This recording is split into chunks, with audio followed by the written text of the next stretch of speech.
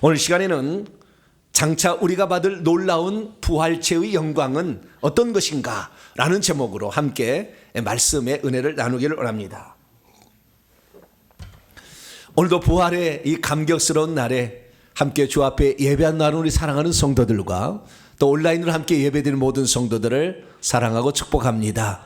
부활로 말미암아 다운되었던 우리의 신앙이 한층 올라가게 상승되기를 원하고, 여러분의 육체 고장난 거 다 고쳐지기를 원하며, 자녀의 앞길이 활짝 열려져서 시온의 대로를 달려가는 복된 성도 되기를 축원합니다. 저는 보통 설교를 하는데 제 설교는 은혜를 받는 설교라기보다는 상당히 미래에 대해서 소망을 주는 설교를 많이 합니다. 오늘도 부활절을 맞아서 우리가 전혀 생각지 못했던 부활의 그 놀라운 그 축복이 무엇인가 뿐만 아니라 우리가 진정 얻어야 될 그 축복을, 그 부활의 축복이 우리 기다리고 있는데 그 부활의 축복을 어떻게 우리가 받을 수 있는지 오늘 말씀으로 증언할 때 여러분의 신비에 꽂혀지는 복된 말씀이 되길 간절히 바랍니다.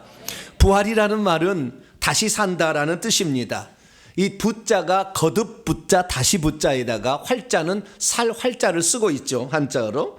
그래서 죽었다가 다시 살아나는 것을 부활이라고 얘기를 하죠. 헬라어로는 아나스타시스라는 단어를 쓰고 있는데요, 아나라는 말은 위로, 다시, again, up 이런 뜻입니다. 이 단어 접두에다가 히스테미라는 서다라는 동사를 붙였어요. 그래서 위로 서다, 그래서 이것을 일어나다, 이것의 명사형 아나스타시스는 일어섬, 다시 살아남, 이런 식으로 번역이 된 거죠. 그래서 우리가 이렇게 다시 살아나는데 그것을 부활이라는데, 이 부활의 모든 것의 시작은 우리 주 예수 그리스도께서 행하셨습니다. 할렐루야. 그래서 예수 그리스도께서 죽은 자들 가운데서 다시 살아나사 잠자는 자들의 첫 열매가 되셨습니다. 그러면 그 예수 그리스도께서 다시 살아나신 것은 우리들도 다시 살아날 수 있다는 것의 첫 번째 열매입니다. 저는 시골에서 살았기 때문에 농사를 지었습니다. 27살 때까지 아버지의 농사를 도와드렸습니다. 그러면 예전에는 저는 18살 때까지 예수를 믿지 않았거든요. 예수를 믿지 않았기 때문에 추석이 되게 되면 이게 첫 쌀을 이렇게 그 조상 선영에 바친다, 이렇게 바쳐요. 잘못된 겁니다. 이렇게 하는 게 아니에요. 그 모르고 이제 그렇게 한 거지요. 천지 신명한테 바친다고 이렇게 바친 거죠. 그러면 이게 곡식이 익어갈 때 한꺼번에 익는 게 아니고 먼저 익는 것이 있고요, 그 다음 따라서 익어요. 그래서 맨 처음에 익은 그 곡식을 이렇게 학독 같은 데 찧어가지고 그것만 삶아가지고 알을 벗겨가지고 이 알로 이렇게 쌀밥을 이렇게 지어서 선영에 바친다고 바치는 거예요. 원래 하나님께 해야 되는데 우리 조상이 모르고 그런 거죠. 회개 많이 했습니다. 용서해 주세요. 그래서 어쨌든 이 첫 번째 열매가 있으면 그 다음에 열매가 있다는 것을 말해주는 거죠. 그래서 예수 그리스도께서는 부활의 첫 열매인데, 그러면 이 예수 그리스도께서 우리 앞서 먼저서 이 부활하신 것을 우리도 장차 따라갈 줄로 믿습니다. 그러면 우리는 어떤 것에 대한 부활을 경험하게 될까요?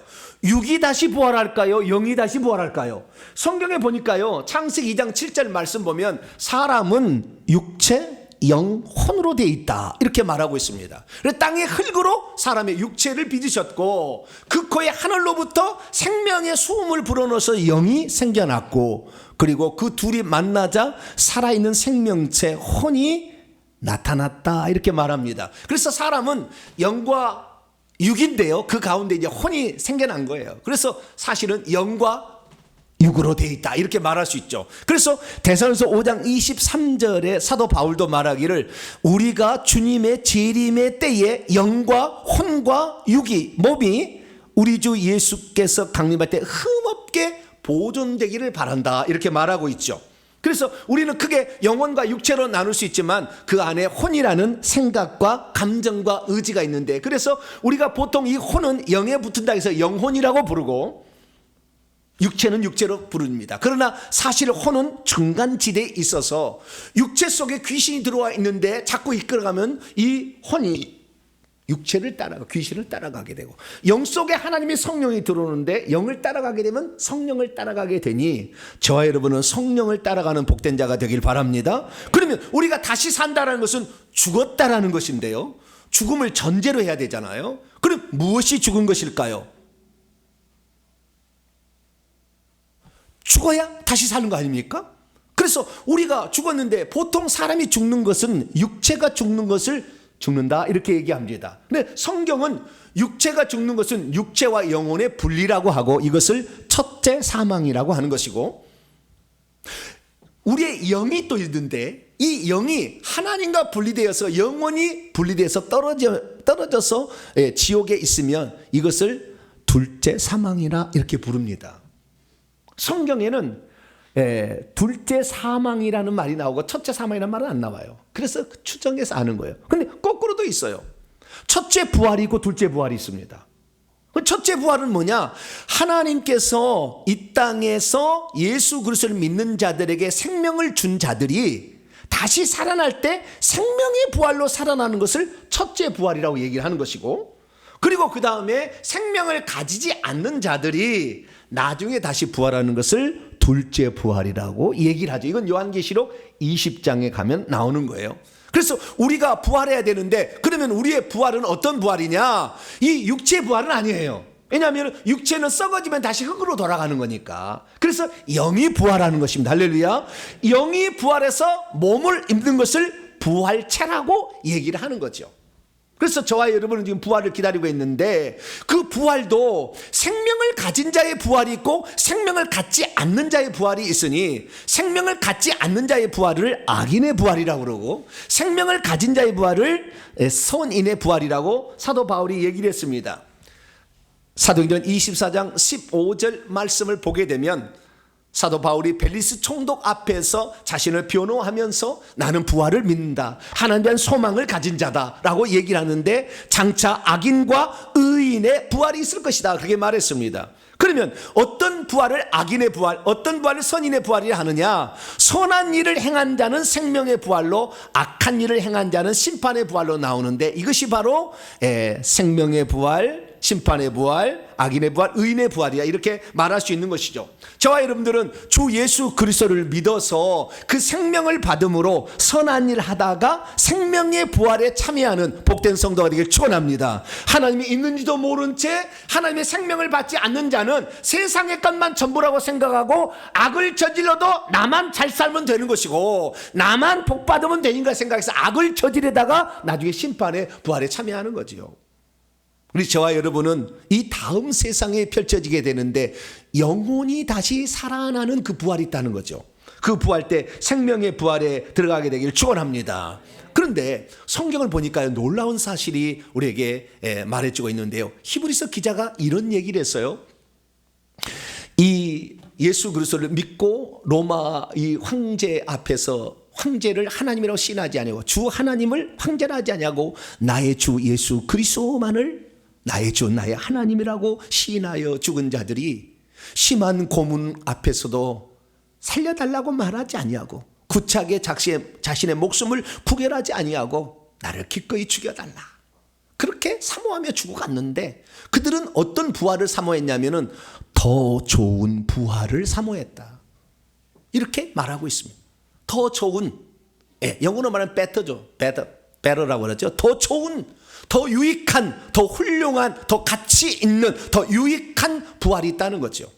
그러니까 우리가 부활을 장차 하는데 똑같이 부활하는 게 아니라 어떤 사람은 더 높은, 더 아름다운, 더 멋진, 더 영광스러운 부활이 있다라는 거죠.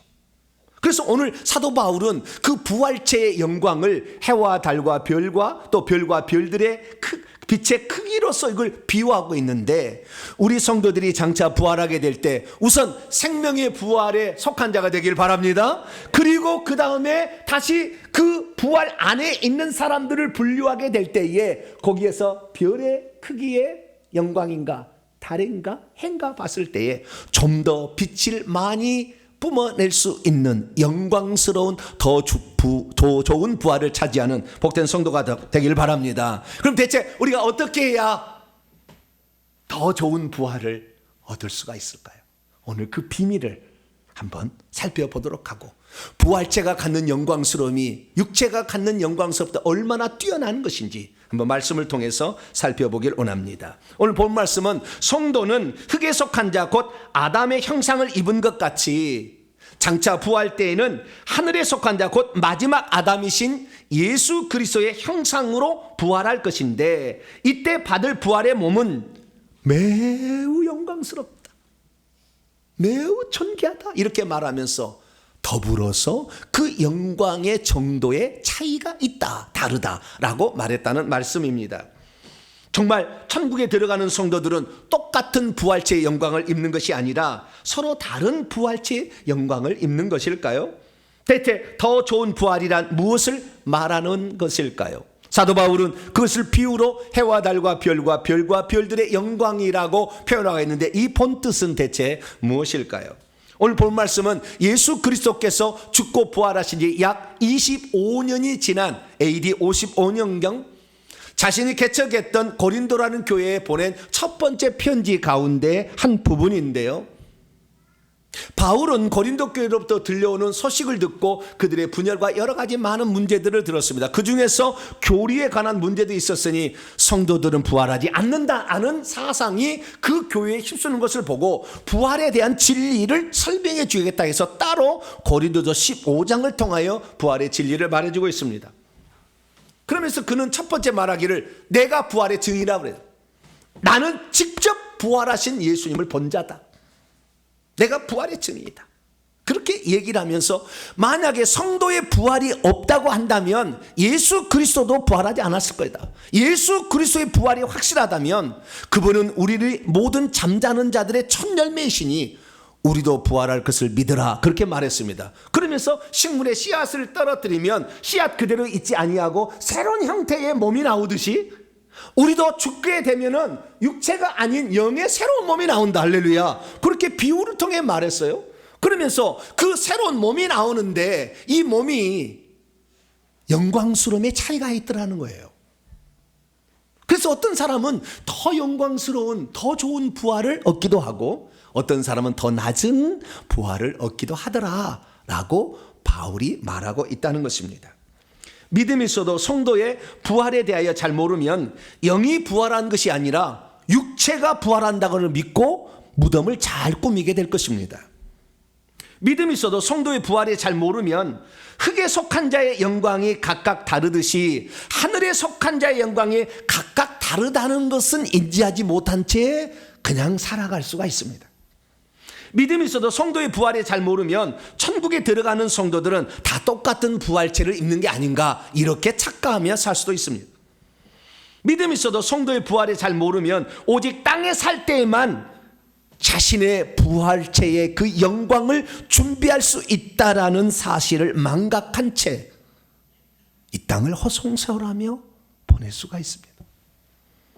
믿음이 있어도 성도의 부활에 대해서 잘 모르면 천국에 들어가서 내가 그때 좀 더 잘할 걸 라고 후회할 수도 있습니다. 사랑하는 성도 여러분, 저와 여러분은 지금부터라도 부활체의 영광을 지금 준비하고 지금밖에 준비할 수 없다는 것을 정확히 인지한 채 그날에 얻을 더 좋은 부활을 얻기 위하여 부지런히 달려가는 저 여러분 되시기를 간절히 바랍니다. 자, 그렇다고 한다면 우리가 이 더 좋은 부활, 그 부활은 어떻게 우리가 얻게 되는 것일까요? 자, 거기 들어가기 전에 우리가 먼저 알 것은 예수 그리스도의 부활의 의미를 좀 살펴보길 원합니다. 예수님은 왜 부활하셨을까요? 보통 그리스도인들이 생각할 때는 사망을 주님이 이기셨다 라는 것에 초점을 맞춰서 얘기를 합니다. 왜냐하면 죽음 가운데서 부활했기 때문에. 그러면 아담이 만약에 타락하지 않았다면 부활이 필요했을까요? 아담이 죄 짓지 않았는데 죄의 싹은 사망이고 죽음인데 죽지 않았다면 부활이 필요했을까요? 그런데도 우리는 예수님이 부활의 첫 열매가 되셨다라는 이 말은 하나님께서 계획하신 것임을 알아야 돼요. 타락하지 않아도요, 부활이 필요합니다. 근데 많은 사람이 이걸 몰라요.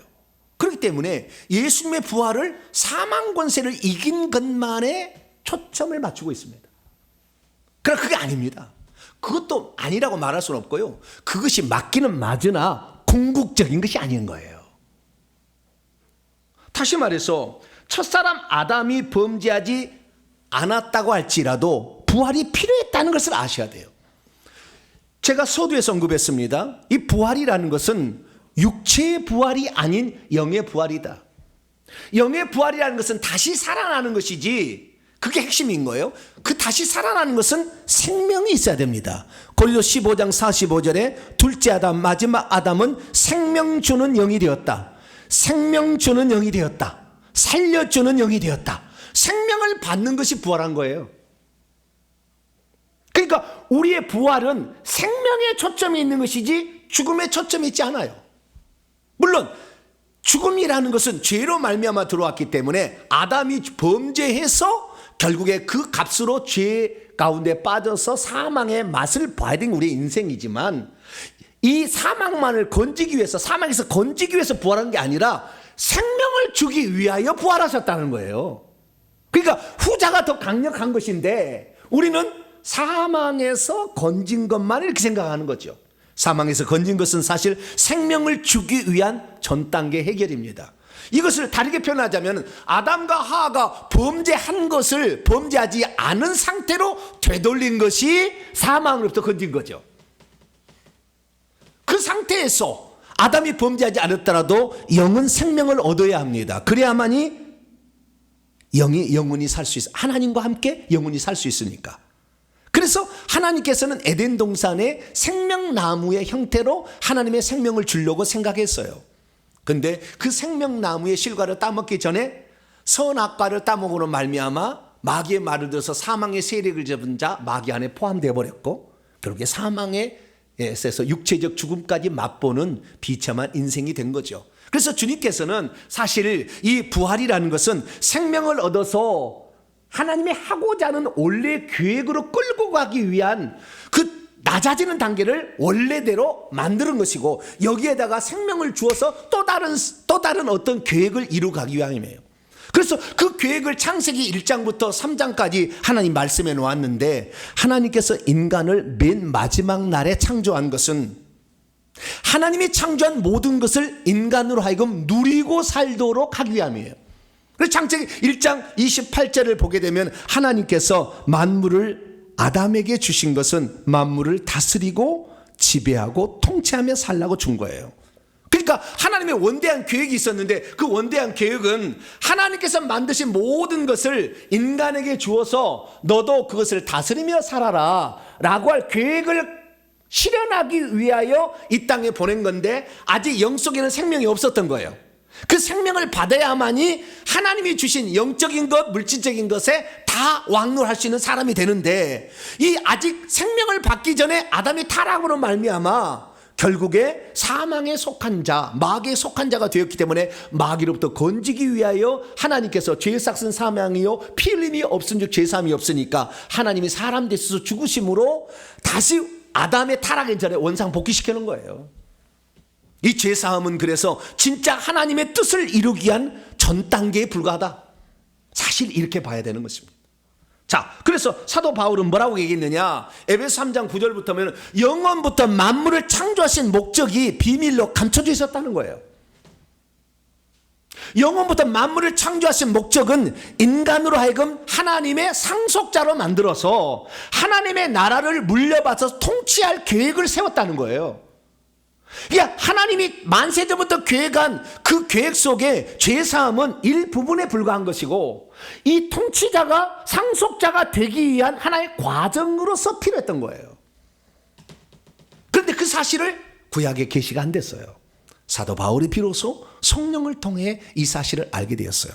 나중에 보니까 그 계시가 뭐냐, 그 하나님의 계획이 뭐냐, 에베소 3장 6절 보니까 유대인뿐만 아니라 이방인들도 그리스도 안에서 복음을 통하여 함께 하늘의 상속자가 되는 것이고, 함께 서로 지체들이 되고 함께 약속에 참여한다고 해서 하늘나라를 물려받아 그 나라를 통치하는 자가 되게 하는 그 목적으로 하나님께서 천지만물을 창조하셨고 인간을 창조하셨으니, 부활은 우리가 하나님의 원대한 계획을 이루기 위한 밑바탕 작업이었다, 이렇게 보시는 것이 훨씬 더 성경적에 가까운 것이다 라는 사실을 믿으시기를 바랍니다. 그래서 예수 그리스도께서는 이 땅에 오셔서 우선 사망에 매여 있기 때문에 생명을 받을 수가 없잖아요. 마귀에 속한 자이기 때문에 우선 마귀로부터 건져야 됐어요. 그래서 죄의 싹슨 사망이니까 예수님이 대신 사망의 값을 지불하기 위하여 이 땅에 오셨으니, 죽음을 통하여 죽음의 세력을 잡은 자 마귀도 멸하시고 죽기를 무서워 일평생에 매여 있는 우리 인간들을 놓아주시기 시작했죠. 그것은 당신이 피 흘려 죽으심으로 죄의 사함을 이룬 일로 결정된 것입니다. 그래서 이 하나님께서는 사도행전 20장 28절 말씀을 통하여 사도 바울이 말했습니다. 하나님께서 핏값을 주고 당신의 목숨값을 지불하고 마귀로부터 건져서 이제 하나님의 원래 계획을 실현하겠다라고 결정했다는 겁니다. 그래서 저와 여러분이 주 예수 그리스도를 믿게 되었다고 한다면 하나님의 원대한 계획을 이룰 수 있는 이 자격을 확보한 줄 믿으시기 바랍니다. 그래서 예수 그리스도께서 죽고 부활하신 것은 우리 인간이 지은 죄값을 대신 지불하시고 우리를 하늘의 상속자로 삼으시기 위한 밑바탕의 작업을 하셨다, 이렇게 정의할 수가 있다는 것이죠. 그렇다 한다면 예수 그리스도께서 오늘 그러면 하늘의 상속자가 되기 위하여 하신 일들을 보게 되면 하나님께서 전적으로 하시는 거예요. 죄 사함은 1차고 생명 주는 건 2차인데 이것은 하나님께서만 하실 수 있는 일이에요. 우리가 할 수 없어요. 그래서 모든 구원은 은혜로 받는다, 그것이 하나님이 주신 것이라는 것은 이 구원을 위하여 예수 그리스도의 피만이 우리 죄를 용서할 수 있고 예수님은 우리에게 생명을 줄 수 있기 때문에 그분이 하신 것이라고 표현할 수 있는 것입니다. 그러면 죄사함은 예수님이 오셔서 직접 피 흘려 죽으심을 하셨다면 생명을 어떻게 주는가? 고린도서 15장 45절에 예수님이 성령을 보내서 살려주는 영, 생명 주는 영이 되어가지고 우리에게 생명을 주는 줄로 믿습니다. 그래서 예수 그리스도를 믿으면 속죄가 1차 일어났고 2차는 생명 수여가 일어나는 거예요. 그래서 하나님의 생명을 받으면 하나님의 자녀가 되는 거죠. 하나님의 자녀가 되면 하늘의 상속자가 될 자격을 취득하게 된 거예요. 저와 여러분은 하늘에서 하늘나라를 취득할 수 있는 법적인 합법적인 자격을 가진 자로 믿으시기 바랍니다. 이것이 우리의 특권이에요. 그러면 장차 우리가 하늘나라에 들어가서 그러면 하늘나라를 얼마만큼 물려받느냐, 이것은 어떻게 결정되느냐? 주님이 정한 대로 되는 게 아니라 우리가 거듭나서 하나님의 자녀가 된 이후에 어떻게 살았느냐에 따라서 결정이 된다는 거예요. 많은 사람이 나 예수 믿었으니까 나 이제 천국 가게 되었어, 나 구원받았어, 할렐루야, 나 끝났어. 아니, 이게 시작하는 거라니까. 천국에서 누릴, 너가 하늘나라를 상속으로 받을 그 유업의 땅을 준비하는 것이 거듭난 때부터 죽기 전까지 그 사이밖에 없어 라고 하나님이 정해놓은 거예요. 그런데 그 시간을 허투루 보내요? 어떤 사람은 내가 교회 나와주면 감사하게 생각해, 이 목사야, 이렇게 생각하는 사람이, 그 사람은 지금 뭐 신앙생활 뭐 하는지 목사 뭐 잘 보려고 뭐 그렇게 하는, 그거 아니에요. 여러분이 천국에서 영원히 누리게 될 그 영광은 단 한 사람도 이 세상에서 준비하지 않고 간 사람은 없어요. 다 이 세상의 삶으로 준비한 거예요. 성경에 나오는 모세, 다윗, 아브라함 다 이 땅에 준비해 간 거예요. 여러분도 지금부터 준비하고 있어요. 준비할 수 있어요. 할렐루야. 먼저 된 자가 나중되고 나중된 자가 먼저 돼. 지금이라도 정신 차리면 늦게 믿었어도 그 나라를 더 아름답게 더 많이 준비할 수 있는 자가 되니 자, 여러분 그 나라를 준비하길 바랍니다. 자, 그러면 그 나라는 과연 어떻게 살아야 더 영광스러운, 더 좋은 부활의 영광체를 힘입게 되는 것일까요? 우선 우리가 기본적으로 알아야 될 것은 부활체가 얼마나 영광스러운 것인지부터 알고 그 등급의 차이는 조금 이따가 더 살펴보도록 하겠습니다. 자, 우리가 하늘의 상속자의 자격을 취득한 자들은 우리 안에 생명을 가지고 있기 때문에 죽으면 영이 죽지 않냐고 살아나는 거, 할렐루야. 생명의 부활로 들어간다 그 말이에요. 그러면 그 생명의 부활체의 그 영광스러움은 얼마나 영광스러운 것일까요? 사람은 이 땅에 속한 자의 형상인 아담의 형상을 입어서 육체를 가지고 이 땅에 태어납니다. 육체를 가지고 태어난 이 사람도 영광스러움이 다 달라요, 세상에서.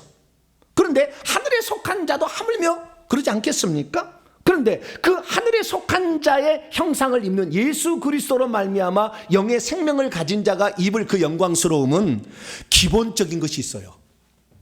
그것은 이 육체에 비해서는 더할 나위 없이 영광스럽다는 것이고요, 이 육체와 영이 또 있는데 사람의 영보다도 더 여할 나위 없는 영광스러움이 있다는 거예요. 그래서 부활체, 부활의 몸은 육의 몸 육체와 영의 몸 영체보다 훨씬 뛰어납니다. 영체 있잖아요. 사람 영이 있잖아요. 지금 이 영이 있는데 이 영은 피가 날까요, 안 날까요? 영은 살과 피가 없으되 이렇게 딱 돼 있잖아요. 예수님이 부활 때 얘기하셨잖아요. 피 안 납니다. 꼬집으면 아플까요, 안 아플까요? 영을 꼬집으면 안 아파요. 영은 안 아픕니다. 이 지금 우리가 이 죽게 되게 되면 바로 부활체를 입어요. 그렇기 때문에 지옥에 들어간 사람이 아프고 피가 나는 거예요. 천국에 들어간 사람도 다칠 수도 있어요. 그래서 성경은 뭐라고 얘기하느냐, 요한계시록 22장 1절 2절 말씀 보면 천국의 하나님 보좌로부터 생명수가 흘러서 강이 흘러가는데 강 좌우로 생명나무가 있고 이 생명나무가 신기한 나무예요. 한 나무에서 12가지 열매가 맺혀요. 12가지. 이 열매가 12가지인 거예요. 여러분 그런 나무 보셨나요? 그런 나무 못 보셨죠? 네. 한 나무에서 12가지 과실이 맺혀요. 근데 달마다 이 열매를 맺습니다. 그런데 나무의 용도예요. 아니 나무 잎사귀에. 그 잎사귀의 용도가 만국을 치료하기 위한 테라피오, 헬라어로 테라피라고 막 하죠. 테라피오라는 헬라 동사에서 왔어요. 치료하다, 치유하다 이런 말이 나왔는데 만국을 치료하기 위하였다. 다시 말해서 영체는 다칠 수가 있어요. 영체가 아니라 부활체는, 영체는 그걸 못 느끼지만 부활체는 다칠 수가 있어요. 그렇게 좀 신비한 거예요. 그래서 육체가 피를 흘리고 꼬집으면 아픈데 부활체도 그런다는 거예요. 그런데 부활체는 놀라운 특징이 뭐냐면은 첫째, 절대 썩지도 않고 죽지도 않아요. 이것은 영체하고 비슷한 거죠. 육체하고 다르고요. 육체는 썩잖아요. 근데 영체는 절대 썩지 않고 죽지 않는다. 부활체는 이렇게 얘기하는 거예요. 그리고 고린도서 15장 42절 보면 죽은 자의 부활도 그와 같으니 썩을 것으로 육체로 이 땅에 심었지만 썩지 아니할 이 부활체로 다시 살아난다. 영체처럼 썩지 아니할 것을 입고 죽지 아니함을 입는 것이 부활의 몸이다. 이렇게 말하고 있는 것입니다.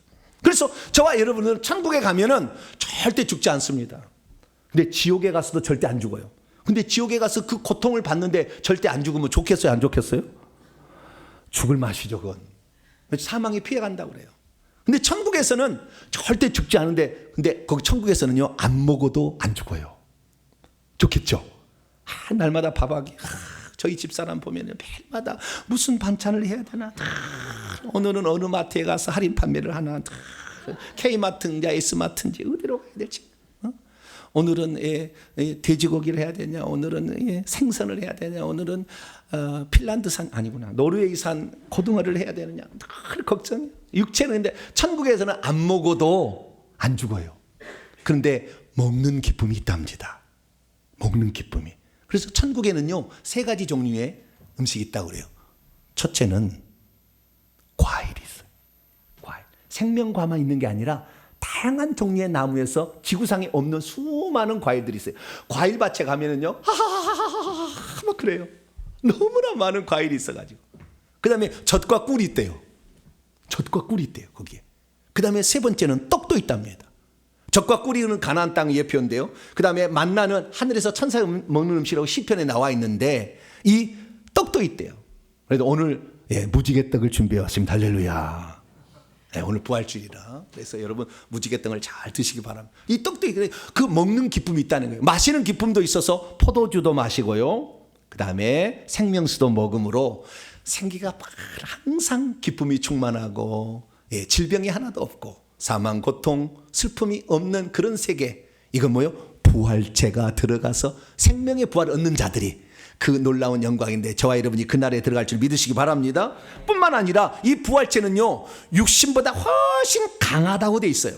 오늘 43절의 말씀 보면은 이 약한 것으로 심지만 강한 것으로 살아난다 이렇게 말합니다. 여러분 강하다라는 이 말은 어떤 것을 말하냐면 인간에게 하나님께서 원래 주시고자 했던 감각들을 완전히 살려준 것을 가리키는 겁니다. 인간은요 5가지 감각을 가지고 있어요. 육체가 이 시각, 이 청각, 후각, 미각, 그 다음에 온몸이 촉각이라는 이 5가지 감각을 가지고 있습니다. 이 감각이 다 살아나면 우리의 질병이 걸리면 금방 알아버려요. 다 알아버렸어. 그래서 다 고칠 수가 있다고요. 근데 이 감각이 무뎌가지고 간은 절반 썩어도 모른다잖아요.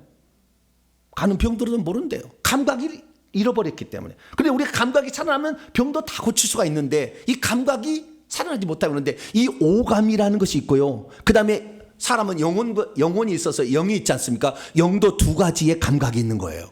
그런데 천국에 가게 되면 우리가 입을 부활체는 영의 감각이 100% 살아나는 거예요. 그러면 이 영의 감각은 뭐냐? 2가지예요. 하나는 알매 감각, 아는 것의 감각, 지식의 감각이고요. 또 하나는 그 능력의 감각인데 우리가 생각한 것을 실현시키는 감각이 뛰어납니다.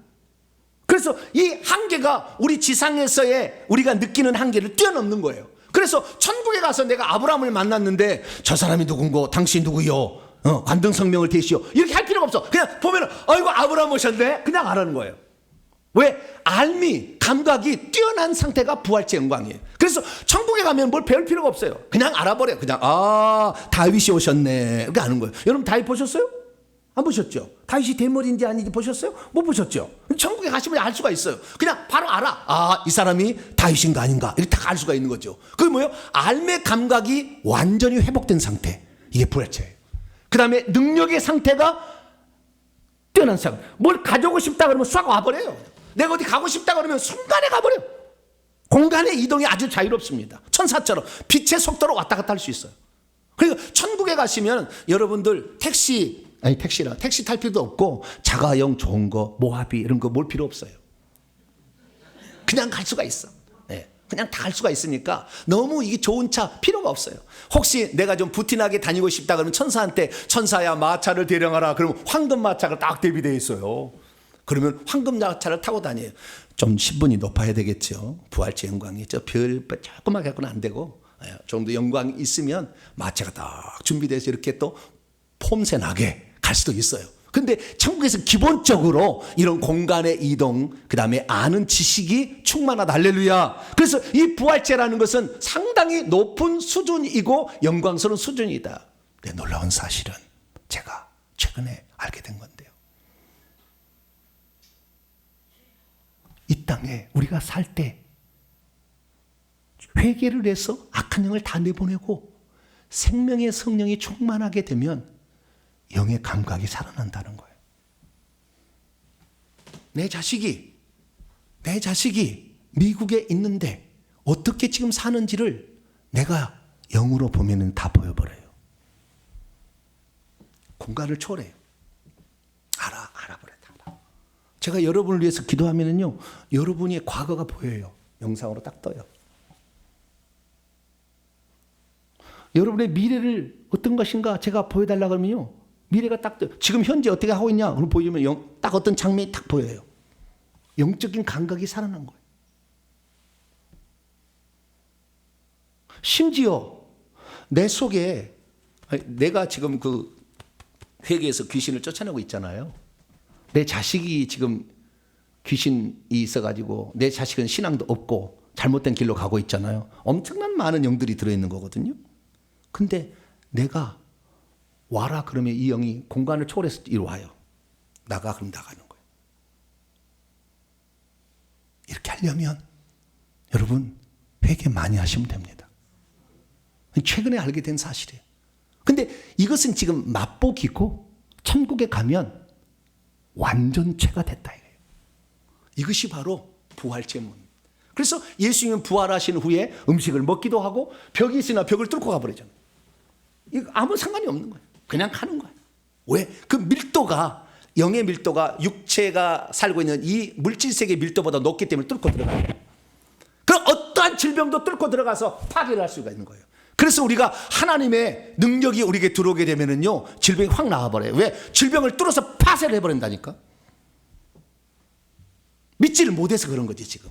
영의 세계를 몰라서 그런 거지. 저와 여러분은 그 부활체의 그 영광, 질병도 절대 우리에게 나타날 수 없는 완전한 아름다우고 멋진 그 모습을 온전히 상상할 수 있게 되길 축원합니다. 자, 그러면은 이런 이 부활체의 영광에 드는데, 부활체의 영광이 사도 바울이 각각 다르다고 그랬다는 거예요. 오늘 고린도서 15장 40절 41절 보니까 하늘에 속한 자의 영광이 다른데, 그 영광을 어떻게 보냐면 해와 달과 별, 그리고 별과 별들의 영광의 크기로 다르다 이렇게 표현했다는 거예요. 해는 빛의 크기를 말하는 겁니다. 빛이 발산하는 크기가 제일 큰 게 해고, 그 다음에 달이고, 그 다음에 별이고, 별들도 무수한 별들이니까 별들 작은 불빛 큰 불빛 하듯이 차이가 있다는 거예요.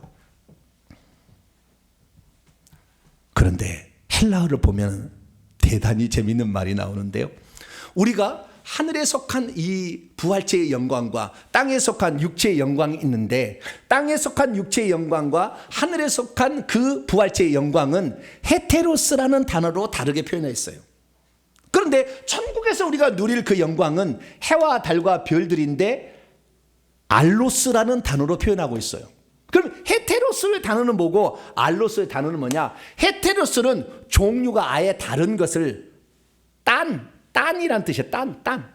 딴이란 뜻이고요. 그 다음에 알로스라는 언어도예요. 또 다른이란 뜻입니다.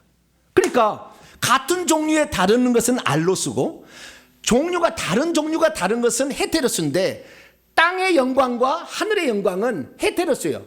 질적인 차이가 나버린다는 거예요, 완전히. 그런데 천국에서는 우리가 알로스입니다. 그 같은 종류의 영광인데 그 영광의 종류가 다르다는 거예요. 그런데 기왕이면 여러분, 해의 영광을 차지하는 복된 성도가 되길 축원합니다. 자, 그러면 우리가 어떻게 해의 영광을 차지할 수가 있게 되는 것일까요? 여러분, 이 땅에 우리가 해의 영광, 달의 영광, 별의 영광의 크기를 어떻게 측량하냐면 두 가지로 측량할 수 있어요. 첫째는 우리의 영의 나이로 측량할 수 있습니다. 하나님 보실 때 그 영이 나이를 먹어요. 근데 이 영이 나이를 먹는데, 영의 나이는 이 땅에서 예수 그리스도를 믿고 구원받은 후부터 죽을 때까지만 성장할 수 있어요. 하나님 말씀을 잘 먹고 자기를 영을 건강하게 만들면 영이 성장을 해요. 그런데 딱 죽잖아요. 그래서 영이 부활체를 딱 입는 순간에 영적인 나이는 딱 정지됩니다. 영원 세계에서 그 나이로 영원히 살아요. 그 영의 나이는 영의 양식을 먹은 하나님 말씀을 먹어야 되는 거예요.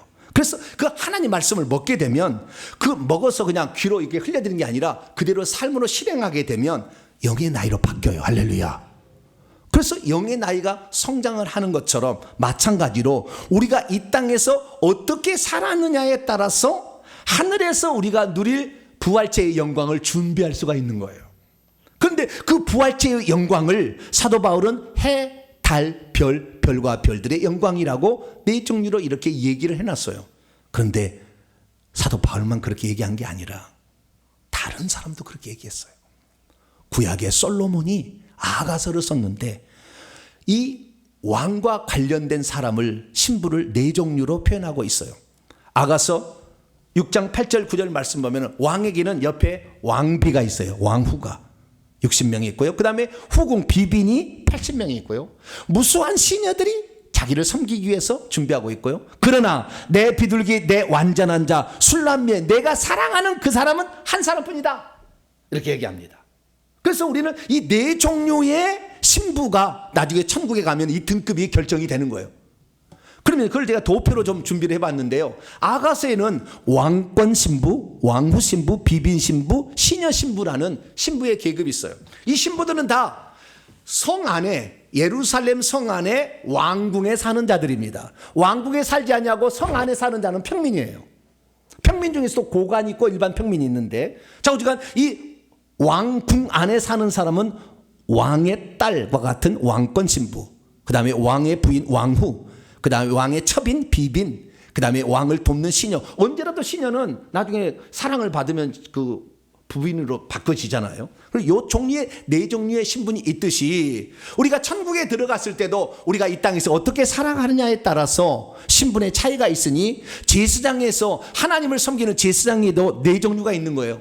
대제사장이 있고 제사장이 있고 레위인이 있고 그 회막에서 수종드는 여인이 있어요. 근데 시편 45편에 고라 자손이 또 이 쓴 시편을 보니까 왕의 딸이 있고 왕후 있고 둘의 딸인 비빈이 있고 시종 처녀가 있다 이렇게 나와 있어요. 그래서 성경은 여러 군데에서 우리가 천국에서 누릴 영광의 등급의 차이가 있다는 것을 분명히 말씀하고 있다는 거예요. 그런데 놀라지 마십시오. 이 모든 것은 이 땅에서 우리가 사는 것으로 준비되어지는 것이지 천국에 가서 준비되어지는 건 아니다. 저와 여러분이 지금부터 어떻게 살아요? 그러니까 지금부터 신앙자 나는 예수 믿었으니까 천국 들어가야 됐으니까 나는 이제 끝났어. 그게 아니야. 아니 이제 시작한 거야 시작. 그걸 몰라. 평생에 신앙생활 하는 것을 그냥 내가 나와주면 감사하는 식으로 막 이렇게 생각하는데 그 바보야 바보. 천국에서 지금 너의 신부의 등급을 결정할 수 있는데 그 시간을 헛되이 낭비하고 있다 그 말이잖아요. 우리의 작은 헌금 하나, 봉사 하나, 찬조 하나, 기도 하나 모든 것들이 다 천국에 들어가서 우리의 신분을 결정하는 중요한 요소로 작용해야 된다 그 말이에요. 여러분들 깨어서 각성하시기 바랍니다. 어떻게 사느냐? 이 말씀을 듣는 것 자체가 여러분은 이미 하늘에서 이 신부의 계급에 들어가도록 하기 위한 하나님의 작정하심이 있으니까 이 말을 듣는 것이지 아무나 이 말을 듣겠어요? 평생 이 말 못 들을 걸 아마? 내가 볼 때 90% 그리스도인은 못 들을 거예요 아마. 들을 수 있다는 것은 하나님이 그걸 주시겠다는 약속이 있으니까 듣게 한 거예요. 할렐루야. 내가 왜 여기에, 내가 왜 이 순간에, 내가 이 유튜브로 이 말씀을 들었는가? 하나님이 너를 향한 뜻은 지금에 만족하지 말고 더 높은 그래서 천국에 가보니까 집을 짓고 사는데요. 하나님 왕궁에 살 자도 있어요. 하나님 왕궁에. 그 다음에 그 세도산 성 안에 사는 평민으로 고가는 조금 더 앞쪽이죠. 이렇게 사는 사람이 있다. 14만 4천 명이 있고 그냥 무수한 평민이 있듯이 우리가 어떠한 존재로 살 것인가를 생각해야 되는데 그래서 성경을 보니까요. 그러면 어떻게 하면 보다 더 천국에서 높은 신분을 그리고 영광스러운 그 빛을 발하는 사람이 될 것인가? 그것은 제가 보니까요. 딱 하나로 딱 요약됩니다. 영적 전쟁에서 능한 자가 천국에서 큰 자가 됩니다. 가나안 7족속을 얼마나 많이 쫓아냈느냐에 따라서 그러니까 오늘날에 귀신 얘기하고 귀신 쫓아내자 회개하자는 얘기를 싫어하는 사람은 천국의 평민이에요. 가보세요. 집도 없는 사람 많습니다. 그 얘기를 듣고 정신이 바짝 나가지고 내가 이렇게 살아서는 안 된다. 회개를 덜 해서 자기를 깨끗하게 만들고 그리고 영적 전쟁을 수행해서 이 죄를 짓지 아니하고 더 거룩한 자로 자신을 만들어갈 수 있다고 한다면 이 사람은 천국에서 높은 지위를 얻게 될 거예요. 근데 그것뿐만 아닙니다. 정리를 해보자면 첫째는요. 섬기는 자가 될 때에 천국에서 높은 자가 돼요. 이 땅에서 예수님이 제자들에게 말했습니다. 누구든지 크게 되기를 원한다면 그는 장차 천국에서 너희의 봉사자로 있을 것이고 이 땅에서 누구든지 으뜸되기를 원한다면 천국에 들어갈 때 너희들은 그들의 종으로 섬기게 될 것이다. 이 땅에서 많이 섬기며 겸손히 사시는 여러분 되시길 바랍니다. 두 번째는 뭐냐면 우리에게 어떤 주어진 일이 있을 때 충성하는 거예요. 그래서 이 마태복음 25장의 달란트 비율을 보니까 5달란트 2달란트 받은 자는 자기가 맡은 대로 충성을 했어요. 잘하였도다 착하고 충성된 종아 네가 작은 일에 충성했지만 많은 것으로 내게 맡기신다. 그래서 어떤 우리에게 하나 오늘 주방의 당번이다. 오늘 안내의 당번이다. 뭐 어쩌면 헌금위원회 당번이다. 하면 충성스럽게 감당해 보세요. 하나님은 그런 자들에게 천국의 지위를 높여줍니다. 할렐루야. 가장 중요한 것은 영적 전쟁이에요. 이것이 안 되면 신부 계급에 못 들어가요.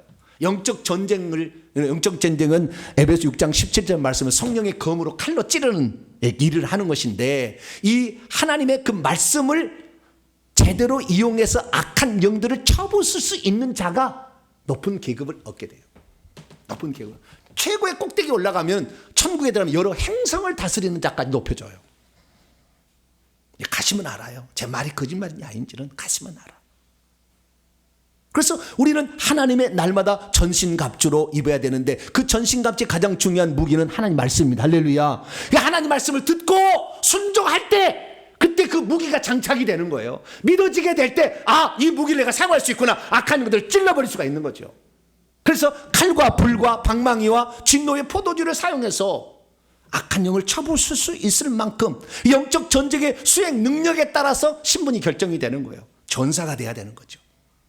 자, 여러분 날마다 하나님 말씀을 그대로 믿으시기 바랍니다. 말씀을 사모해서 이 말씀을 받아들이세요. 그리고 성령이 지금 내게 말씀하시는 레마 말씀도 기록된 말씀과 선포된 말씀을 날마다 양식으로 잘 먹어야 돼요. 양식으로 먹어서 그 다음에 이 말씀대로 살아보는 거죠. 그리고 잘못된 거 회개하고 날마다 보내고 그러면서 영적 전쟁에서 죄 짓지 아니하고 악한 영들을 쫓아내게 될 때 우리는 천국에서 위대한 자가 됩니다. 그 영광은 영원히 우리의 것입니다.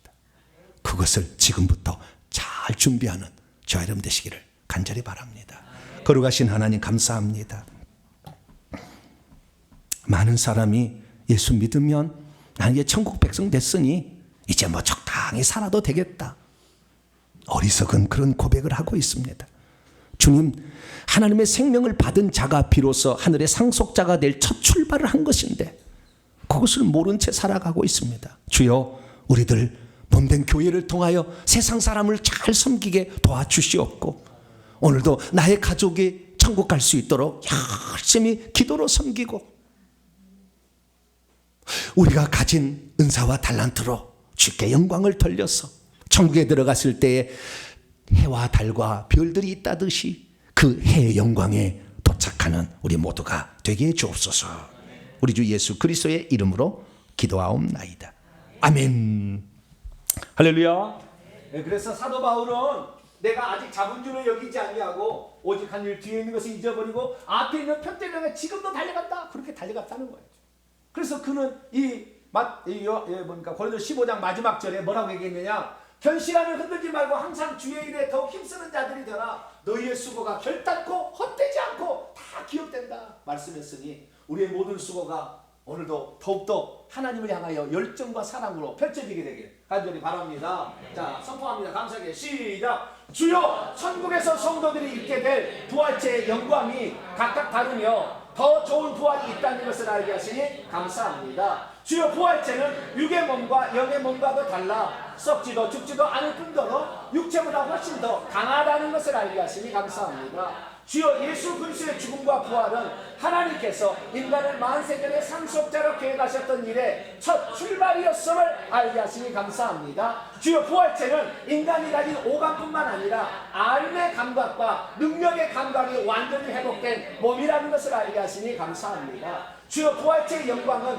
오직 이 땅에서만 높일 수 있으며 그것은 섬김과 충성과 영적 싸움의 승리로 높일 수 있다는 것을 알게 하시니 감사합니다. 주여, 그동안 너무나 게을렀나이다. 우리의 부족함을 용서하소서. 결단입니다. 시작. 주여, 이제는 섬기겠습니다. 주여, 이제는 충성하겠습니다. 주여, 이제는 순종하겠습니다. 주여, 이제는 회개하겠습니다. 주여, 이제는 능한 영적 전쟁의 기수가 되겠습니다. 명령한 선포입니다. 시작. 이제까지 나로 하여금 부활체의 영광에 대해 들어오지 못하게 한 악한 영들은 결박을 받아라. 이제 내가 예수의 이름으로 명하노니 부활체의 영광을 준비하지 못하게 막아온 악한 영들은 따라가라. 내 영혼아 깰지어다. 내 영혼아 깰지어다. 부활체가 얻을 영광을 위해 힘써 달려갈지어다. 핵심도 시작. 오늘날 성도들은 자신이 가진 믿음을 지키고 회개하면서 살아간다면 생명의 부활에는 참여하는구나. 생명의 부활에도 그 영광에는 많은 등급과 차이가 있구나. 하나님의 아들이 이 땅에 오셔서 죽고 부활하신 것은 인류를 상속자로 삼기 위한 출발 과정이었구나. 부활체는 육체와 영체보다도 더 멋지고 아름답고 영광스러운 몸이로구나. 부활체는 해와 달과 별이 가진 빛의 크기처럼 부활의 몸이 갖게 되는 영광도 각각 차이가 있구나. 겸손히 섬기고 맡은 일에 충성하고 악한 영들과 싸워서 이기는 것은 천국에서 받을 영광을 미리 준비하는